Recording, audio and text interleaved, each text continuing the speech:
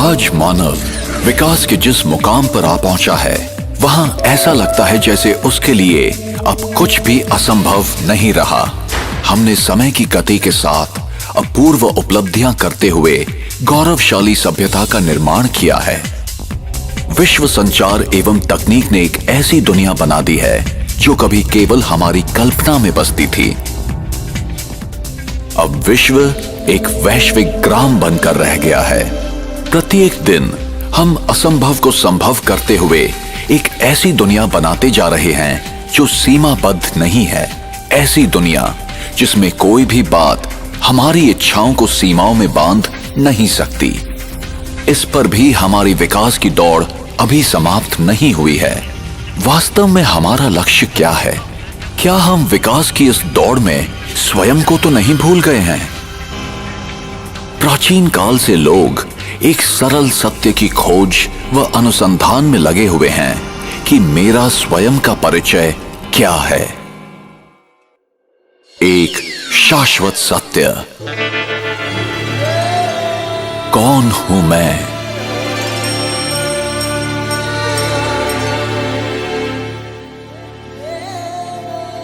हर एक मनुष्य में जानने की इच्छा स्वाभाविक और जन्मजात होती है। कोई तो अतीत को जानने के लिए इतिहास में रुचि ले रहा है, कोई विधि विधान संविधान का अध्ययन कर रहा है, तो कोई विज्ञान व तकनीक का।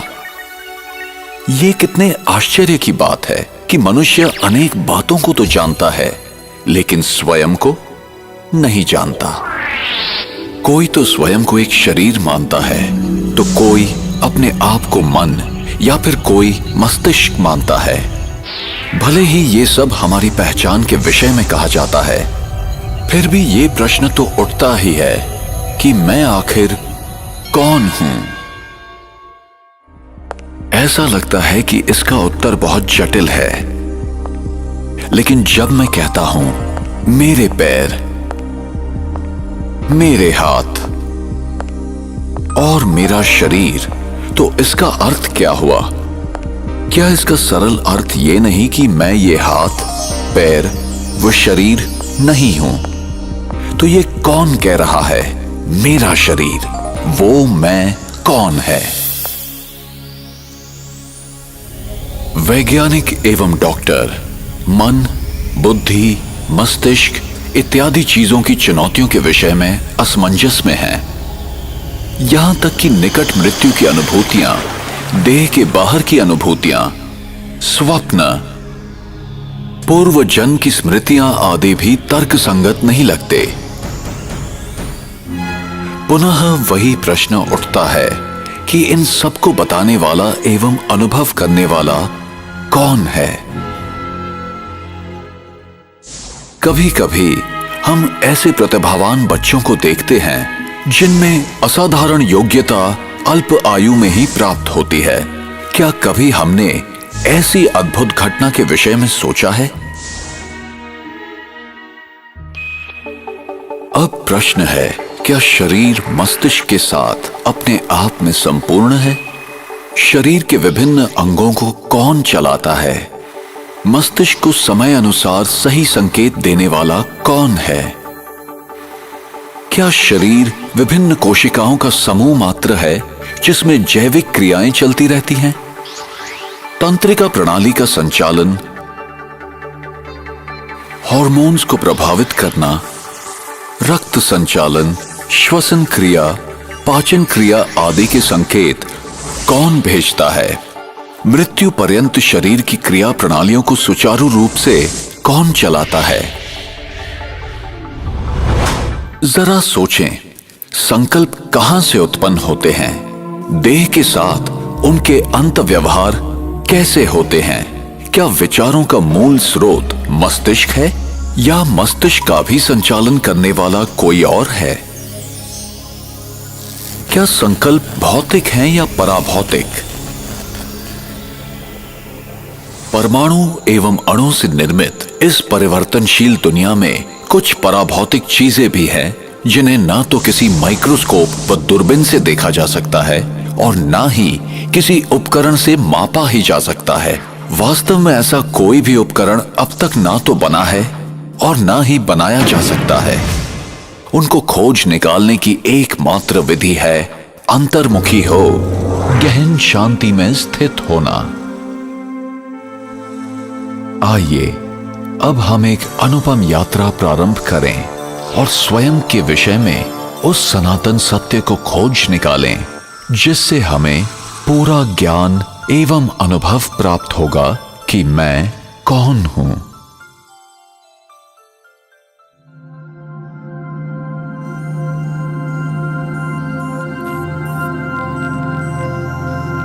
ये मैं नहीं हूं, मैं ये हूं। मैं एक आत्मा हूं, एक अति सूक्ष्म, अविभाज्य और अविनाशी चेतन दिव्य प्रकाश बिंदु रूप हूं, एक पराभौतिक सत्ता हूं। जब तक मैं आत्मा इस देह में हूं तब तक ये कहा जाता है कि देह जीवित है। जब मैं आत्मा देह से निकल जाती हूं तो शरीर शव हो जाता है। इस घटना को ही मृत्यु कहते हैं। किंतु फिर भी आत्मा तो अजर, अमर, अविनाशी है। वो सदैव जीवित है। आत्मा को ही प्राण कहते हैं। आत्मा ही प्राण ऊर्जा है। मैं आत्मा ही सोचती हूं, निर्णय करती हूं और देह द्वारा जाने अनजाने किए गए सभी कर्मों के लिए मैं ही जिम्मेदार हूं। मुझ आत्मा में ही सारे संस्कार समाहित हैं तथा मुझ में ही स्मृतियां भरी हैं। जी हां, मैं ही आत्मा हूं और आत्मा ही है जो मैं हूं। ये कहना उचित होगा कि मैं आत्मा इस शरीर का मालिक हूं, न कि तुम्हारी आत्मा मेरी आत्मा, क्योंकि आप आत्मा हो और जो आपका है वो शरीर है।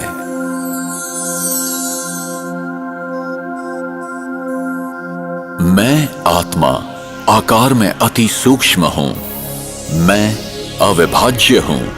कोई शस्त्र मुझे काट नहीं सकता, अग्नि मुझे जला नहीं सकती, हवा मुझे उड़ा नहीं सकती और पानी मुझे भिगो नहीं सकता। कोई भी भौतिक पदार्थ मुझ आत्मा के पथ को रोक नहीं सकता। मैं आत्मा अविनाशी हूं और मेरा अस्तित्व सनातन है। मैं मस्तिष्क के बीच में भ्रिकुटी के मध्य में स्थित हूं। यहीं पर विराजमान हूं। मैं आत्मा शरीर की सभी इंद्रियों का मस्तिष्क द्वारा संचालन करती हूं। मुझ सूक्ष्म प्रकाश पुंज में ही अनगिनत प्रक्रियाएं चलती हैं।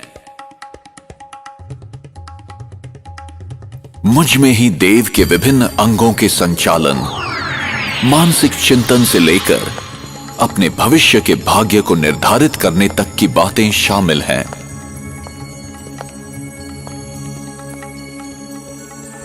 मैं आत्मा स्वतः ही ये जानती हूं कि मेरे शरीर के लिए क्या ठीक है और क्या नहीं, लेकिन मैं ये भूल गई हूं कि उस ज्ञान को किस तरह प्राप्त करूं।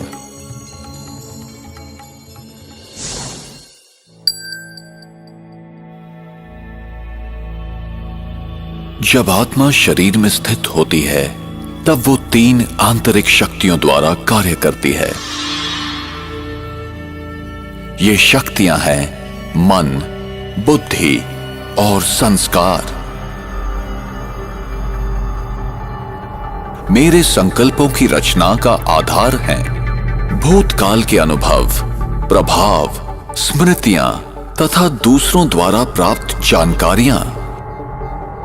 आत्मा में निहित संकल्पों की रचना और अनुभव करने की शक्ति को ही मन कहते हैं। कभी कभी ऐसे विचार मन में प्रकट होते हैं जिनकी हमें जानकारी भी नहीं होती और वे निरंतर बहते रहते हैं। ये कैसे होता है? इसका कारण है अवचेतन मन में संचित पूर्व कर्मों की सुषुप्त स्मृतियां। मन में उठने वाले संकल्पों का स्वरूप कुछ भी हो सकता है, जैसे अच्छा या बुरा, समर्थ या व्यर्थ, सकारात्मक या नकारात्मक। संकल्प एक विचार भी हो सकता है।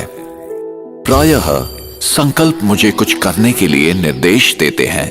मैं आत्मा निर्णय लेती हूं कि ये करना है या नहीं, अभी करना है या बाद में, ये अच्छा है या बुरा, आदि आदि।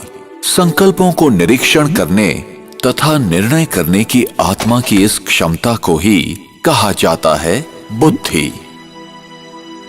निर्णय के आधार पर मैं आत्मा कर्म करती हूं। कर्म आत्मा में अपनी छाप छोड़ता है, जिसका प्रभाव फिर विचार शैली पर पड़ता है और इसे ही संस्कार कहा जाता है। कुछ संस्कार हल्के, कई मध्यम या बहुत गहरे भी हो सकते हैं। बहुत गहरे संस्कार कर्म के रूप में प्रत्यक्ष होते हैं। ये कर्म आपकी चेतन, अर्धचेतन या अचेतन अवस्था में भी हो सकते हैं। ऐसे गहरे छाप स्वप्न के रूप में निकलते हैं।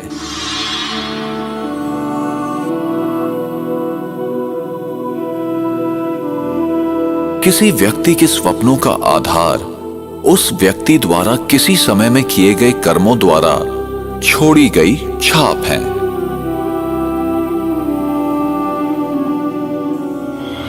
उदाहरण के लिए, कभी कोई व्यक्ति किसी दूसरे व्यक्ति को कुत्ते द्वारा काटते हुए देखता है या कुत्ते ने उसे ही कभी काटा हो,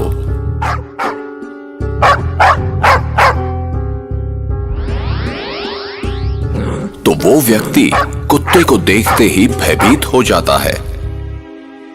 इसी प्रकार जिसने कभी किसी को डूबते हुए देखा है या पानी से कोई दुखदाई अनुभूति की है, पानी को देखते ही वो व्यक्ति डर जाता है। इस तरह एक अजीब सा भय विकसित हो जाता है। गहराई में छपे हुए प्रभाव बहुत शक्तिशाली और तीव्र होते हैं। इस तरह के प्रभाव बार बार किए जाने वाले कार्यों के कारण होते हैं।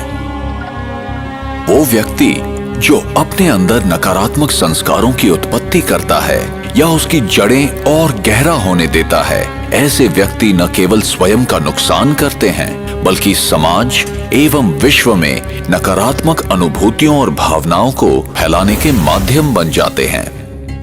इसी प्रकार सकारात्मक गुणों व संस्कारों को स्वयं के अंदर बढ़ाने वाले लोग केवल स्वयं का ही भला नहीं करते, बल्कि समाज एवं विश्व के लिए मूल्यवान संपत्ति बन जाते हैं।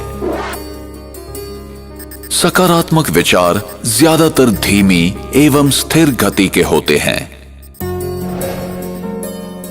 जब विचार व्यवस्थित एवं धीमे होते हैं, तब बुद्धि सही निर्णय दे पाती है, जिससे आनंददायी अनुभूतियां होती रहती हैं। ऐसे व्यक्ति शांत और स्थिर स्वभाव वाले होते हैं। इसके विपरीत नकारात्मक विचार अधिकतर अस्थिर, बिखरे हुए और तीव्र गति के होते हैं। इनसे नकारात्मक अनुभूतियों और भावनाओं को बढ़ावा मिलता है, जैसे कि चिंता, आशंका, असुरक्षा और भय। कभी कभी ऐसा भी होता है कि मन में एक साथ बहुत सारे विचार आते हैं।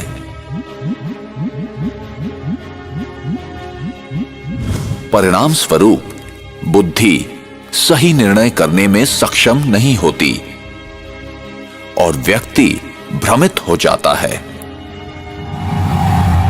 इसी स्थिति को आम तौर पर तनाव कहा जाता है।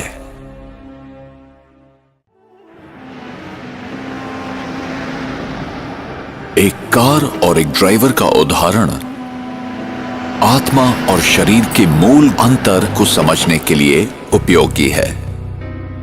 अगर आप अपने शरीर को एक कार मान लें, तो आप आत्मा इसका ड्राइवर हैं। जैसे ड्राइवर गाड़ी को नियंत्रित करता है, घुमाता है या रोकता है, वैसे ही आत्मा शरीर की विभिन्न गतिविधियां करती है। कितनी भी अच्छी गाड़ी हो, बिना ड्राइवर के नहीं चल पाती।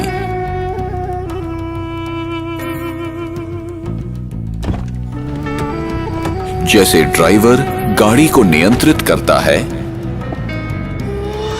ठीक वैसे ही आत्मा शरीर को नियंत्रित करती है।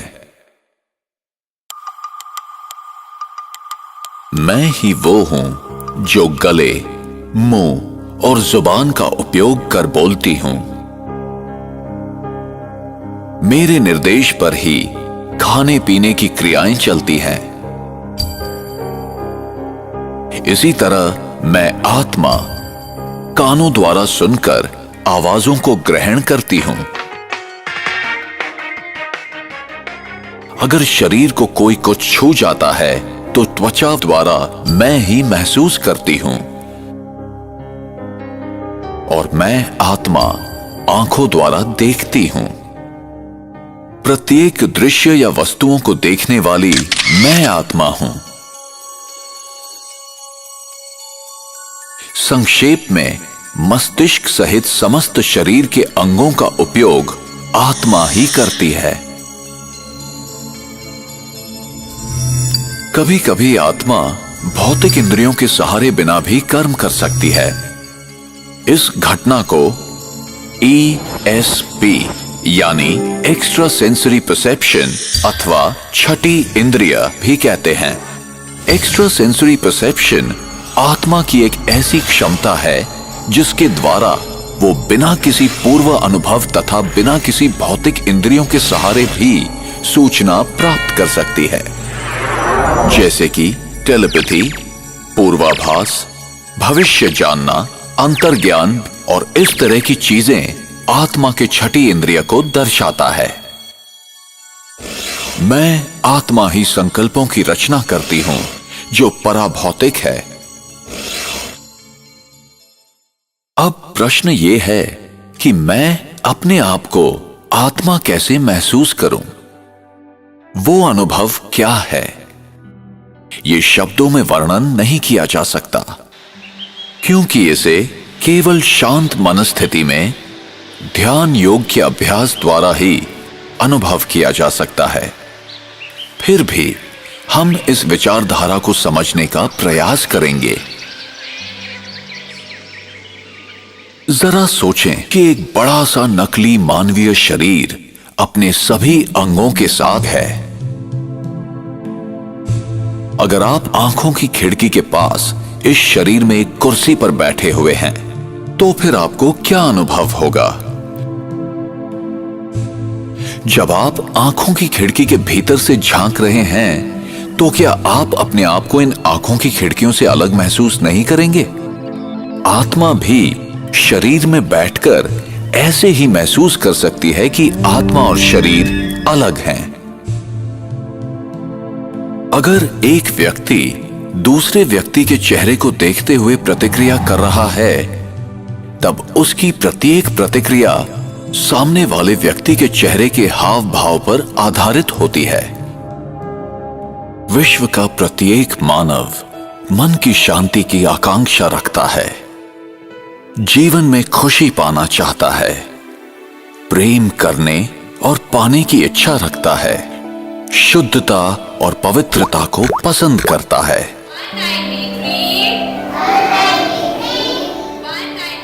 जन्म से ही हर कोई अपनी रुचि के क्षेत्र में मानसिक क्षमताओं की अभिवृद्धि करना चाहता है और अधिक से अधिक ज्ञान पाना चाहता है। एक अबोध बालक आत्मा के मूल गुणों का स्वरूप होता है। मेरे मूलभूत 7 गुण हैं: ज्ञान, प्रेम, शांति, सुख, पवित्रता, आनंद और शक्तियां।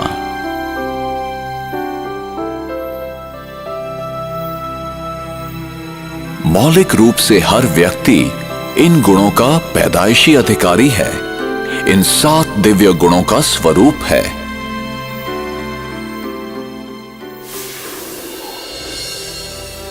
गलत मान्यताओं अथवा अज्ञानतावश या वातावरण और व्यक्तियों के प्रभाववश हम विपरीत दिशा की ओर मुड़ गए हैं, जिसके परिणाम स्वरूप हम अपने आप को शरीर से संबंधित विशेषताओं में विभाजित कर लंबे समय से अपनी पहचान बना चुके हैं। अब यह समय है कि हम अपने मूल स्वरूप को समझ लें कि हम आत्मा हैं, न कि शरीर।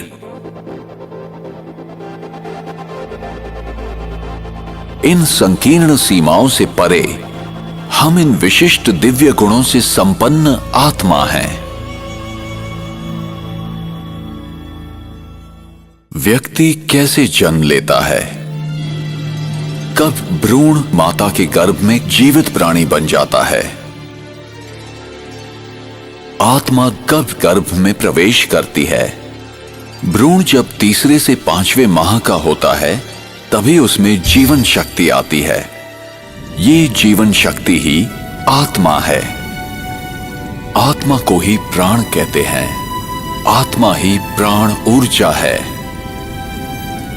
आत्मा में संचित विशेषताओं और अनुभूतियों के आधार पर शरीर के डीएनए तथा विभिन्न अंगों का निर्माण होता है।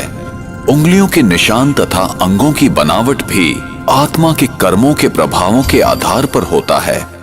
दूसरे शब्दों में, मैं आत्मा ही अपने शरीर की बनावट का निर्धारण अपने विचारों, मनस्थिति और कर्मों के द्वारा करती हूं। सामान्यतः जब आत्मा नए शरीर में प्रवेश करती है तो पिछले जन्म के अनुभव, स्मृतियां और घटनाओं को भूल जाती है। कुछ उदाहरण ऐसे हैं जबकि व्यक्ति अपने पूर्व जन्म की कहानियां सुनाते हैं, जिन्हें जांच के बाद सत्य पाया गया है। हम अक्सर देखते हैं कि अबोध बालक बिना किसी कारण रोते हैं या हंसते हैं। पूर्व जन्म की स्मृतियां ही इसका कारण होती हैं। इसकी दूसरी ओर मृत्यु क्या है?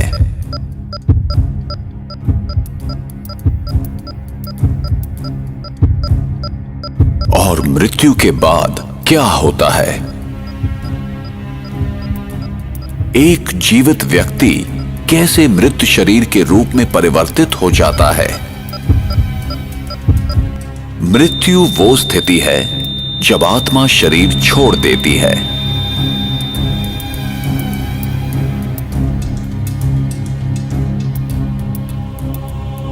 और आत्मा जब शरीर छोड़ती है तो वो शरीर जो खून, हड्डी, मांस से बना हुआ आत्मा का वस्त्र है, एक पुतला मात्र रह जाता है जो प्रकृति के पंच तत्वों में विलीन हो जाता है।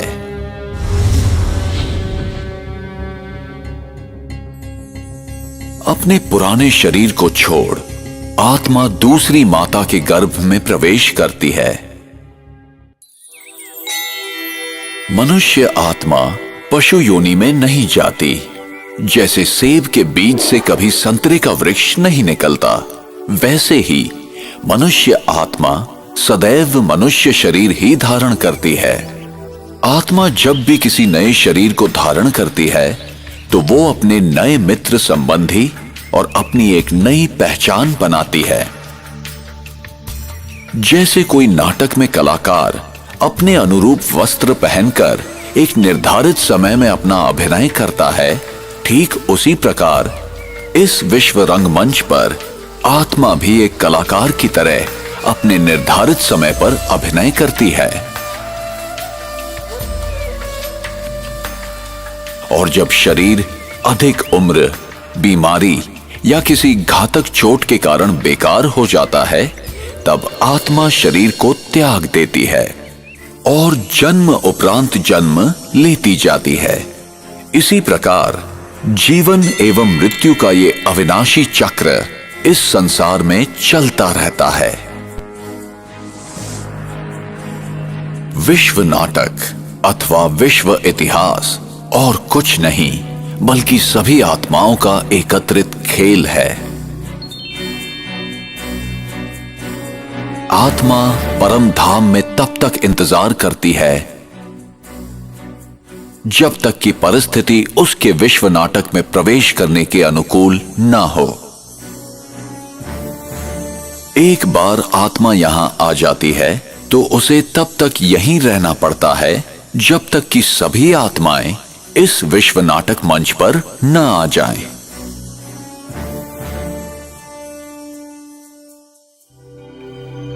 कर्म के सिद्धांत मनुष्य मात्र के अस्तित्व को बनाए रखने के लिए होते हैं। हमें कर्म का फल मिलता ही है, यही कर्म का नियम है अथवा क्रिया व प्रतिक्रिया का सिद्धांत। ये कैसे निर्धारित होता है कि कौन सी आत्मा किस गर्भ में और विश्व के किस कोने में जन्म लेगी, नर या नारी, किस रूप में? ऐसे अनेक प्रश्न हमें विवश करते हैं सही उत्तर की खोज के लिए। हम यहां क्यों हैं? मैंने यहां जन्म लिया और उसने वहां क्यों? मैं इस प्रकार का हूं और वो उस प्रकार का क्यों है? ये चीजें इस प्रकार क्यों हैं? क्या कोई ऐसा लिख देता है कि इसे ऐसा ही होना चाहिए? हमें कर्म का फल मिलता ही है, चाहे इस जन्म में या किसी भी जन्म में, और उत्तर सिर्फ इसी अविनाशी सत्य में निहित है। जो मैं करता हूं उसी अनुसार पाता हूं। ये बिना किसी पक्षपात के होता है। यही कर्म का नियम है अथवा क्रिया व प्रतिक्रिया का सिद्धांत। विश्व का कोई भी नियम बदल सकता है, पर ये नहीं। हमें सही और गलत का ज्ञान प्राप्त करना चाहिए। ये हमारी व्यक्तिगत जिम्मेदारी है जिससे हमें ही फायदा है। और हमें ये समझकर कार्य करना है कि हमारे किस कर्म का हम पर, समाज पर और पर्यावरण पर क्या प्रभाव होगा। उसका परिणाम अभी होगा अथवा भविष्य में। फल अच्छा होगा या खराब, प्रत्येक कर्म का फल मिलेगा ही। इसलिए कर्म करने से पूर्व जरा सोचें। जो कर्म सिद्धांत को नहीं समझते हैं, वे वर्तमान की घटनाओं को देखते हुए निष्कर्ष निकालते हैं।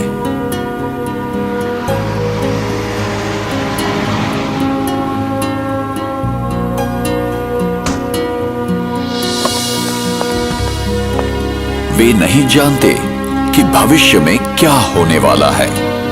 उन्हें दृश्य के बदलने तक प्रतीक्षा करनी चाहिए। कैमरास कैमरास कैमरास तो चेहरे पे fresh look important part of fitness. In a shocking incident today, British Airways flight BA582 from Mumbai to Manchester. प्रत्येक घटना के पीछे कोई न कोई कारण विद्यमान होता है। यही कर्म का नियम है।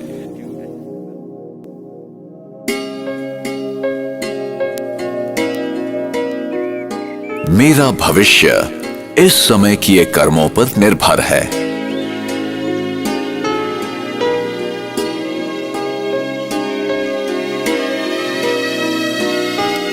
इसलिए गलत तथा श्रेष्ठ कर्मों की कलम से हम अपनी भविष्य जीवन की कहानी लिखते हैं।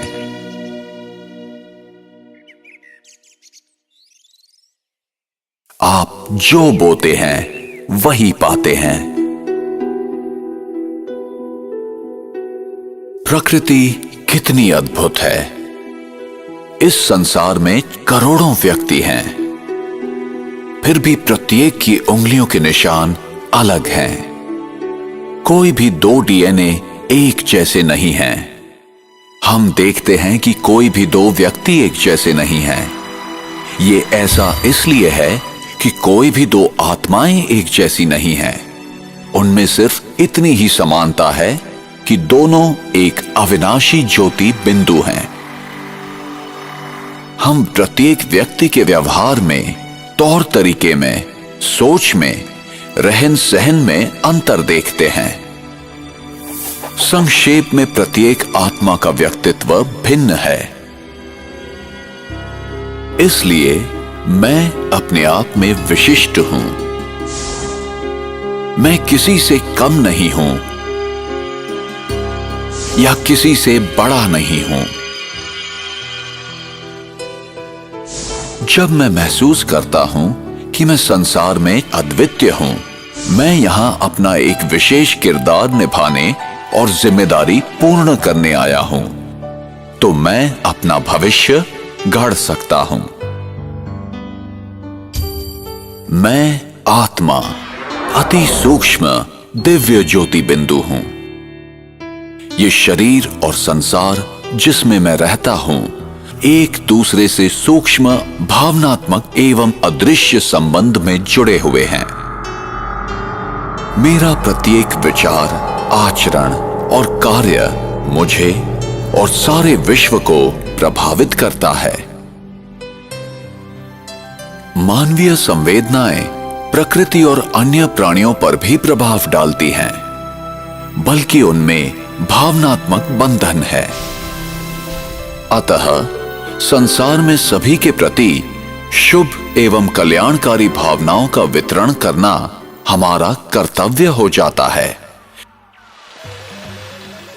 जो कुछ हमारी दुनिया में हो रहा है, वो हमारी चेतना शक्ति का दृश्यांकन है। संक्षेप में कहा जा सकता है कि देह भान के प्रभाव में किए गए कर्म संकुचित और आध्यात्मिक शक्ति विहीन होते हैं। इनसे क्रोध, घृणा, ईर्ष्या, लोभ जैसी संवेदनाएं उत्पन्न होती हैं, जिनसे समाज में विरोध, संघर्ष, अन्याय एवं दुख, कष्ट फैलता है। इसके विपरीत आत्मस्मृति में किए गए कर्मों द्वारा प्रेम, सहानुभूति, शांति, उदारता और भाईचारे जैसी संवेदनाओं का जन्म होता है, जिनसे समाज में समरसता, एकता एवं सुखद अनुभूतियों की वृद्धि होती है। हमने अब तक जो ज्ञान प्राप्त किया है, इस आधार पर आइए अब हम आत्मिक स्थिति का अभ्यास करें। अपनी सुविधा अनुसार किसी भी मुद्रा में बैठ जाएं। आंखें खुली रखें ताकि आपको अपने चारों तरफ के वातावरण का आभास रहे। अपने विचारों को समेट लें और संकल्प करें कि मैं एक शांत स्वरूप आत्मा हूं। मैं ज्योति बिंदु आत्मा भ्रिकुटी के मध्य विराजमान हूं। मैं आंखों द्वारा देखती, कानों द्वारा सुनती, नाक द्वारा सूंघती तथा श्वास लेती, मुख द्वारा बोलती और त्वचा द्वारा महसूस करती हूं। मैं शरीर की मालिक हूं। मैं अपने शरीर से अलग हूं।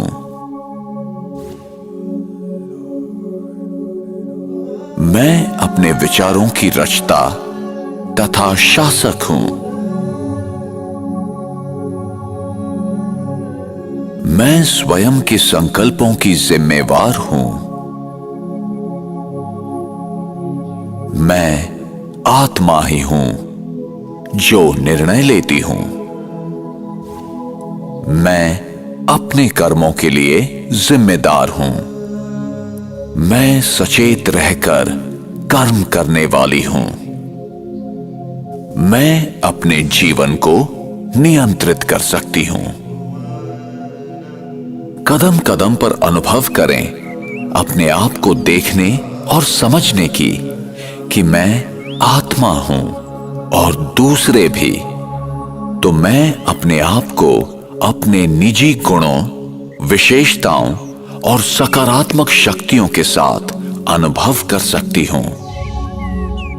मैं कौन हूं और मेरा आंतरिक स्वभाव क्या है, इसकी सही जानकारी मेरे दृष्टिकोण को दूसरों के प्रति बदलता है तथा दूसरों के प्रति अच्छे संबंध बनाने में हमारी मदद करता है और मुझे अपने आप को जानने की समझ मिलती है। जब मेरा प्रत्येक कार्य और व्यवहार आत्मिक स्थिति में होता है, तब मैं अपनी वास्तविक स्वरूप के अति समीप होती हूं। यही आत्मिक स्थिति है। इसी स्थिति में मैं अपने जीवन के लक्ष्य और उद्देश्य को प्राप्त करती हूं। इसलिए अपने आप को आत्मा समझें। अपने जीवन को आध्यात्मिक दृष्टिकोण से जिएं और सबके प्रति सकारात्मक वृत्ति रखें, जिससे हमारा जीवन और हमारा समाज शांति, पवित्रता, खुशी और प्यार के प्रकाश से जगमगा उठे।